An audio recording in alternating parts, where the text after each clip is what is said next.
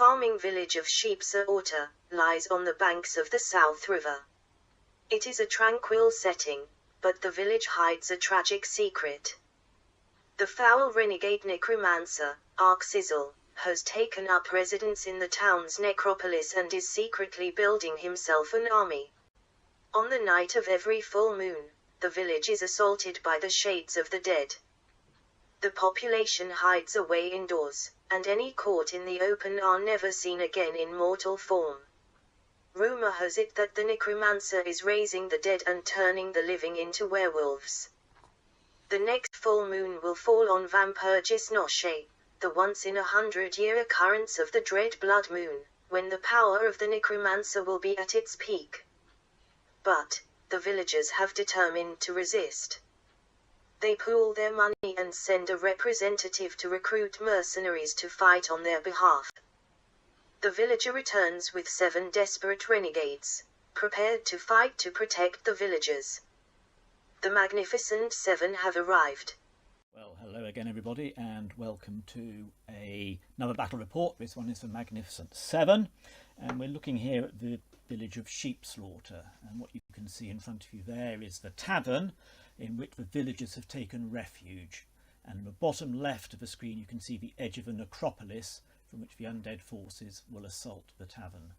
And you can see in the background the South River behind the tavern, which is blocking terrain. Now, a necromancer needs to kill all of the Magnificent 7 who will be defending the tavern and get into the tavern before daybreak. If the Magnificent 7 can hold out until daybreak, the power of the necromancer will be broken. And the special rules for this are the undead forces start at the necropolis, and they may not charge on the first turn. They will take the first turn, but they may not charge on their first turn. If any undead unit is killed, it will be regenerated and reappear at the start of the next turn at the necropolis, where it may move, but it may not charge until the following turn. The Magnificent 7 themselves must stay within the bounds of the tavern's grounds, which are marked by the walled enclosures in front of the tavern. The undead may charge an enclosure containing 1 or more of the 7. If there is more than one defender, then the defender allocates attacks from the undead against defending units, allocating units as evenly as possible. Thus, if 3 undead units are attacking an enclosure containing 2 of the 7 will allocate attacks from 2 units against 1 of the 7 and attacks from the other unit against the other character. And this includes wavering characters within that enclosure who may be attacked. The 7 have booby-trapped the enclosures, and the undead treat all ground within the enclosures as difficult terrain, but the 7 will treat it as open. If there are none of the 7 in an enclosure, the undead may enter that enclosure or even charge through it into an adjacent enclosure. And if they kill all of the 7 within an enclosure during an attack, then they may follow up immediately into that empty enclosure. The 7 themselves are all considered to be individuals, and they may move from one enclosure to an adjacent one with no penalty, even when they are wavered. Right, that's the basic rules and the scenario. And there are the forces of the Magnificent 7. So starting from the left, we've got a Vampire Lord who's got the Lightning Bolt 3 upgrade and has been given Brew of Strength to make her crushing 3. Next to her we have a Troll Bruiser and been upgraded with the Boomstick to give him a Lightning Bolt attack. We then got an Archfiend of the Abyss, who again has been upgraded with Lightning Bolt 3 and has been given Blessing of the Gods to give him Elite. We have then on the next enclosure, just beyond the wall, we have an Ogre Warlord who's been given the Chant of Hate for Vicious. We've got a Varangur Chieftain who's been given the Guise of a Deceiver and the Medallion of Life.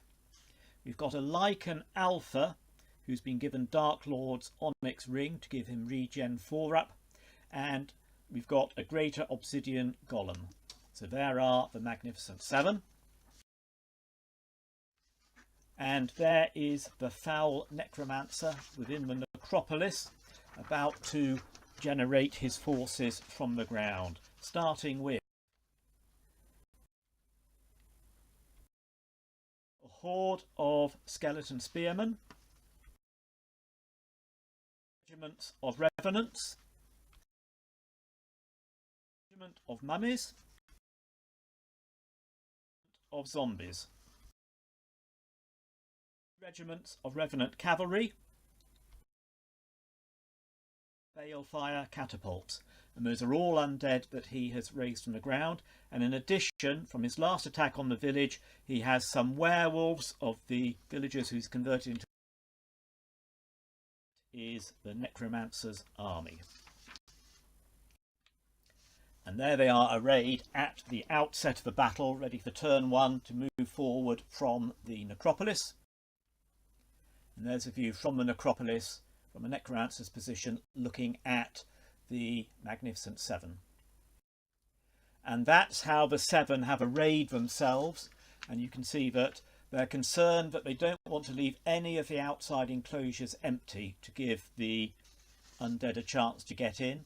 And so they've positioned themselves in the 4 of the 5 enclosures, the 4 which are the outside walls. Turn 1. No, you can't charge. The undead cannot charge on turn 1, and so they move forward into an arc like this. There's a view from above. And the 3 catapults shoot. These Magnificent Seven are considered to be individuals, need a 6 to hit. 1 hits and rolled a 6 for the number of attacks. D6 plus 2, 8 hits. Became 5 on the Archfiend. So before the battle is even joined in earnest, the Archfiend's already taken 5 wounds. But nerve check, no problem. And in the Magnificent Seven's turn, all of the units, the 3 of them who have got lightning bolts, all chose to shoot at the werewolves and inflicted 4 wounds. And again, no problem at all on the nerve check. Turn 2. Lots and lots of charges all the way around.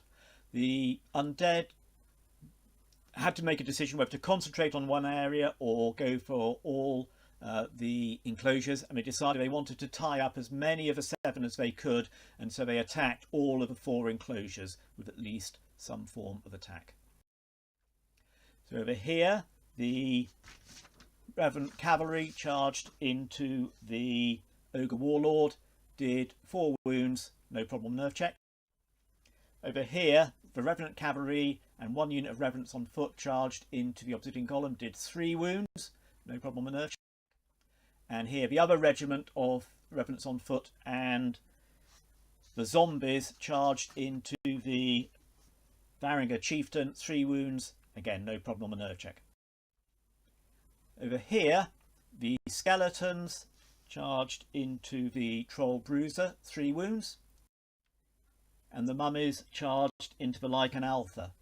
Only did 2 wounds, but then rolled a double 6 on the nerve check, meaning that he is now wavered. And over here, the werewolves charged into the vampire, rolled 7 wounds, and then managed to waver her. So we've already got 2 wavering characters at this stage of the game. And the cavalry going into the Archfiend did another 3 wounds. So he's now taken 8 wounds on that Archfiend, but manages to survive the nerve roll. So turn 2 for Magnificent 7. Everybody who can charges. The 2 characters who are wavered withdraw into the safety of the inner enclosure where they can't be attacked and they can lick their wounds. All of those characters who can regenerate wounds took a regeneration save, and then we had the charges as you can see on this slide. And over here, the Ogre Warlord charged into the Revenant Cavalry, 5 wounds, even with a big throw and accounting for brutal, could not unfortunately kill them. Greater Obsidian Golem went into the Revenant Cavalry here, 4 wounds, again no impact. And over here, the Varangur Chieftain went into the Revenants on foot. 3 wounds, high nerve roll, but again, couldn't kill them. Troll Bruiser went into the Skeletons, did 4 wounds. And here, the one successful day, the Archfiend went into the Werewolves, had already taken 4 wounds from the lightning bolts, did another 7 wounds and was able to rout them. So first success for the Magnificent Seven. Moving on to turn 3. And you can see the werewolves who were killed have regenerated, reappeared, and have moved forward again to the attack, and everybody else who can has charged. So going into the Ogre Warlord, 1 more wound, again no problem for Warlord. The Revenant Cavalry, Revenant on foot, went into the Great Obsidian Golem again. 5 wounds. This is taking 8 wounds now, but a double 1 on the nerve check. And the other regiment of Revenants on foot and the zombies into the Varangian Chieftain. 5 wounds. On top of the 2 is already taken. And look at those nerve rolls. He is routed. Oh dear. Over here, the mummies and the skeletons go into the Troll Bruiser. Another 3 wounds, but no problem for him. And here, the Revenant Cavalry into the Archfiend. He'd already taken 8 wounds, takes another 3 wounds, and he is now wavered. So, not a good turn for the Magnificent Seven. So the start Magnificent Seven's counter move. Again, the Archfiend who's wavered moves into the safety of the inner enclosure. The 2 characters who were wavered have recovered and have charged. And you can see the Vampire has gone to assist the Troll Bruiser, and the Lycan Alpha has gone into the Revenant Cavalry over on the side there. The others counter-charge as best they can. So the Ogre Warlord into the cavalry. Poor turn of attacks, only does another 2 wounds. Cannot defeat the cavalry this turn. Over here, the Great Obsidian Golem goes again into the Revenant Cavalry over here. Another 2 wounds, but again, can't kill them. Over here, the Vampire and the Troll Bruiser both went into the mummies. Did a total of 9 wounds, but were not able to rout them. And the Lycan Alpha here puts 3 wounds onto the cavalry there, but again, not enough to rout them. Not a good turn for Magnificent Seven. Turn 4, and you can see the Necromancer has already captured 1 soul. He's got the Varangian Chieftain now, who he's probably going to think about turning into another werewolf under his command. So, Revenant Cavalry here go back into the Ogre Warlord. 2 more wounds, but no problem for him. Over here, everything, all 4 regiments attack that Great Obsidian Golem, do another 3 wounds, but with a nerve roll on the re-roll of a 3, that's not enough to kill him. So just going back to that one, the attacks on the Vampire from the Skeletons, no wounds caused that time. And over here, Revenant Cavalry into the Lycan Alpha, 1 wound. He's already regenerated all his previous wounds, 1 wound, no problem for him. The werewolves you can see on the flank there, the ones who'd regenerated, and they were the ones who assisted in killing the Troll Bruiser. That's the position at the end of the undead turn there, and you can see it's now beginning to look a bit thin on the ground for Magnificent Seven. That's 2 down, 1 wavering at the moment, and 4 in position, although the wavering Archfiend will be in a position to come back and fight this turn. He is heavily wounded. This is what happens here. So on this occasion we've now got the Ogre Warlord going into the Revenant Cavalry here, does enough wounds finally and manages to rout them. The Great Obsidian Golem goes in for a 3rd time into this unit of Revenant Cavalry, does another 3 wounds, but not quite. Is 1 away from routing them this turn. Over here, the Archfiend, who's recovered, charges in with the vampire. They both go into the mummies and do enough wounds to rout the mummies. And over here, the Lycan Alpha goes into the werewolves, does 3 wounds, not enough though to rout or waver them.